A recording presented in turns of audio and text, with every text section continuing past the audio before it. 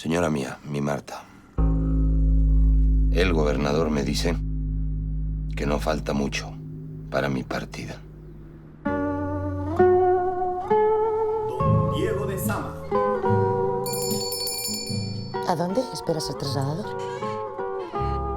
A la ciudad de Lerma. ¡Mirón! ¡Mirón! No hay noticias para mí. No, todavía. Mensaje para Diego Lezama. Nos han dicho de un tal Vicuña. Vicuña y sus hombres entran en las casas y pasan días violando mujeres. ¿Quién anda ahí? Hay que terminar con Vicuña Porto. Causa sorpresa un voluntario para una misión como esta. ¿Hace cuánto que está aquí?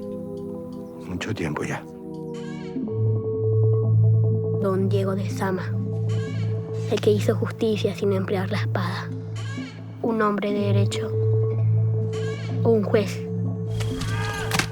Un hombre sin miedo. Diego, ¿cuándo vas a volver?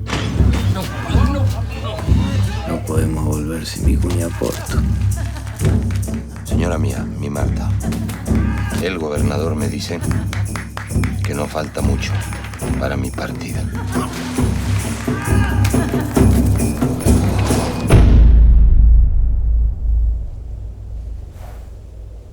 Diego, ¿qué te han hecho?